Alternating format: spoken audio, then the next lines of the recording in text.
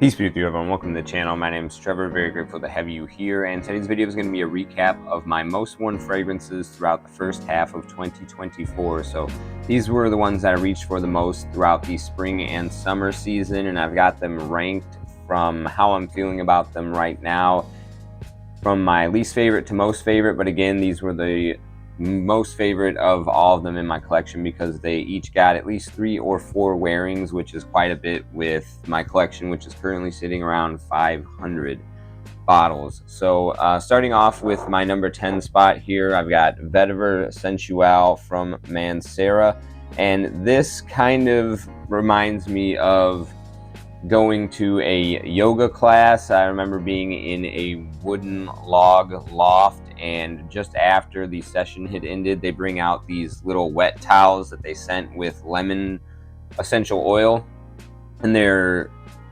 nice and cool, damp, wet towels to put on your forehead after you just got done exerting yourself during the yoga session. And the sort of wood sensation of being in that cabin along with that lemon scented wet towel reminds me a lot of that fragrance. It's very much a kind of walnut style wood with a wet quality from some florals and a really nice sort of lemon lime zesty citrus. Didn't like that fragrance at first. The sort of walnut style wood came off a little bit like cardboard syrup to me in the beginning when I was wearing it, but the more that I got it in the air instead of close up on skin and was wearing it out and about and getting some positive feedback from other people about that fragrance, definitely grew on me a little bit. And as you can see, ended up being one of my favorites for the spring and summer season. Okay, next we have Bulgari Oud Extreme, and this reminds me of making iced tea out in the sunshine, letting it soak up that sun, filtering in through the container that you've got it in, and then drinking it with some lemon. Unsweet, definitely. It's a little bit green and bitter in some regard, but it definitely has that really relaxing quality that some tea notes can bring to the table, and a certain degree of little spicy elements that make it a bit more masculine while still being very light and airy, easygoing, but also signature scent worthy and formal dress worthy as well.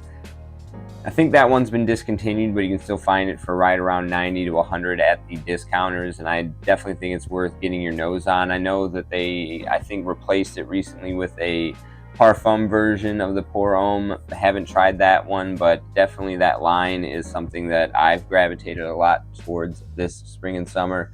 Next up, looks like the number 8 spot, we've got John Varvatos Artisan Pure, and this is a really great bang for your buck fragrance. It is very reminiscent in terms of its scent profile of what kind of attire you would think with this wicker basket. Definitely beach, casual, white tea, easygoing white floral with some well done citruses for a fragrance that you can get 125 milliliters of for under $40. And in addition to the really nice white florals and good citruses, there's a sharp green, I believe, petitgrain note that cuts through the humidity really well. And because of the floral element, I think it's great for semi-formal, brunch, and formal attire, even though it's one of my favorite casual grabs as well, just because of the affordable price and the high quality scent profile. Not the greatest longevity, but something that I'm really smitten with in terms of the price to value ratio there.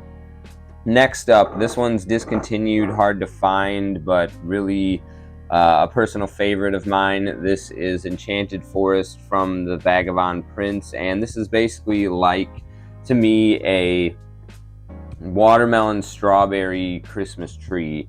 You get that pine forest, evergreen, coniferous sensation going on in here with a little bit of a smoky element to keep it dry, like the dry pine needles. And then the really well done natural, maybe not the most natural, but definitely more natural smelling version of something like a watermelon strawberry accord in any fragrance that I've got my nose on. One of the best fruit accords in any fragrance that I've got my nose on from one of my favorite perfumers, Bertrand Duchefort. This is, like I said, just strawberry watermelon Christmas forest. Really beautiful stuff. Enchanted forest indeed. Definitely kind of evokes a pink pixie dust scent profile, tonality about the fragrance, while still keeping into a masculine frame, I would say, because of that green coniferous element and some incensey qualities.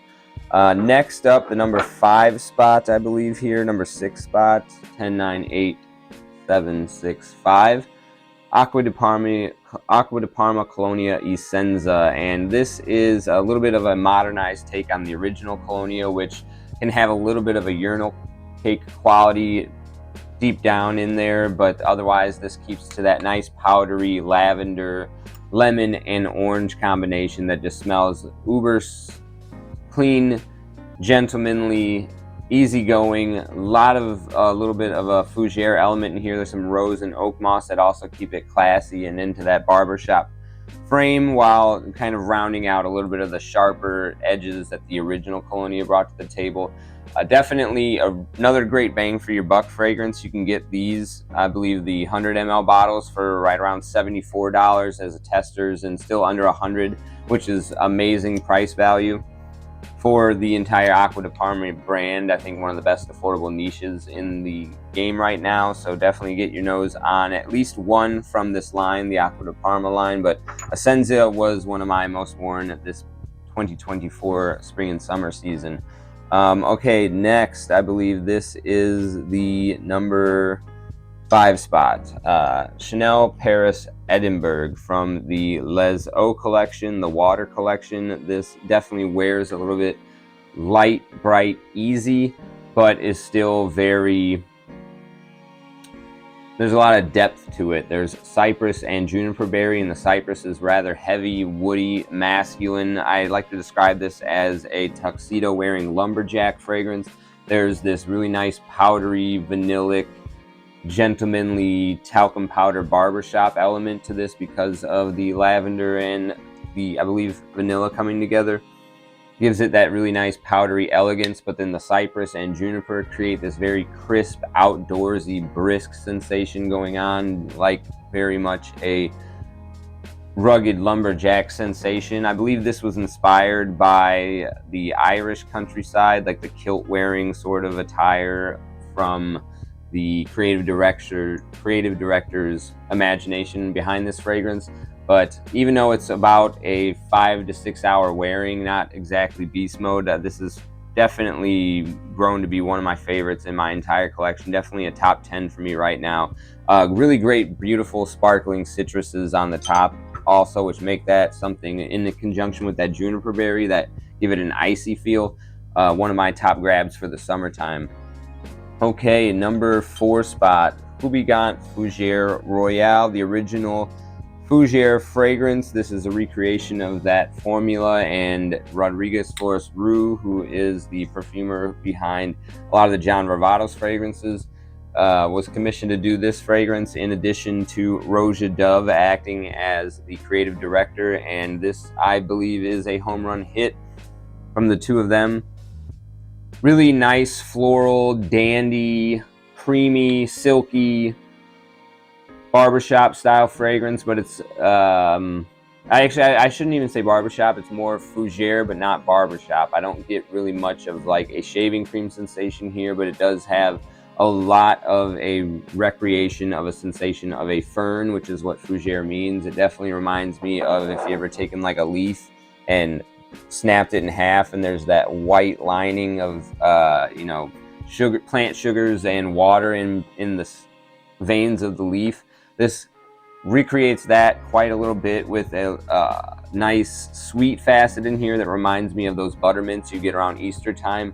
Definitely a pastel color scheme that comes to mind when wearing this fragrance. Those really light colored off-whites and pinks and periwinkle blues. This has a lot of that going on for me when I smell this fragrance. Definitely an Easter style fragrance for me, something that I like to wear around that time of the year.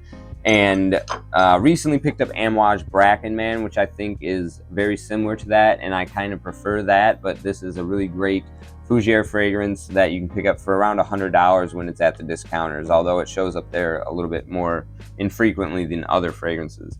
Number 3 spot, Mousse Illuminee from Rogue Perfumery, and this is a beautiful oak moss fragrance with a kind of creamy shaving cream dry down. And while no citrus notes listed in here, I think there might be some zesty-esque resins going on. I'm not sure exactly what would be accounting for it, but I do get a lemon lime style sensation out of this. So like a lemon lime oak moss with a creamy shaving cream dry down, kind of a mix between a Fougere and a Chypre. In my opinion, this fragrance, it's very I don't want to say dense, but there's a lot of depth to the fragrance because of the heaviness of the greens in here, while also maintaining a good balance from having a really nice sparkly sensation from those more cola fizz-esque type resins that are going on in here. Really excellent stuff, and surprisingly gets me a lot of compliments from women, despite being a somewhat like older style built fragrance, especially with an emphasis on oak moss, but pretty mass pleasing, at least to the people in my environment. Multiple people, not just one or two, have commented on this, and I think it's a really great high quality creation, and definitely worth checking out that house, Rogue Perfumery. One of my favorites for the spring and summertime, that one. And then number 2 spot, Fougere Amaru from Les Indemodable. This is a really beautiful floral unisex Fougere, so it definitely is, even though Fougeres and barbershop style fragrances are generally definitively masculine, this is unique in the sense that it's very unisex. There's a very potent tuberose note in here that creates this hyper floral sensation, but it's very much an immersive experience. This is why it's so high up in my ranking here and most worn throughout this past spring and summer, because it's so enveloping of a powdery yet fleshy, dewy flower petal, sort of falling into a bed of that with this really nice powdery sensation, a nice sharp, almost minty green quality as well, creating a type of cooling effect. But the powderiness of the lavender going on in here in conjunction with some of the other elements just creates this very like I said, immersive experience. Definitely something to try out. One of my favorites, and very nice, loud projecting, long lasting, high quality, superb stuff. And then that was only barely beaten out for the number 1 spot by this classic Green Irish Tweed from Tweed. Just nice, fresh, clean grass with dew on top of it on a misty morning. This is what I get out of this fragrance. The picture that paints, just the great outdoors in a bottle. Perfect for the spring season, and great for the summertime as well. There's a peppermint note, I think, at the beginning that gives it this very nice, sharp, yet semi-sweet introduction. Nice powdery iris that keeps the overall texture of the fragrance classy and smooth. And then the sharpness of that green grass just makes this hyper masculine and hyper enjoyable and hyper attractive to the people that are lovers of nature. Just an absolute 10 out of 10, and I don't think I've given that rating to maybe 1 or 2 fragrances in my collection, and this one gets it from me. Creed Green Irish Tweed, one of, if not my most worn fragrance for the spring and summertime 2024. And let me know what you've been wearing out throughout the first half of this year and what you're going to be looking forward to be wearing in the fall and winter. And as always, I really appreciate you sticking with me to the end of the video. I'll see you in the next one. Take care.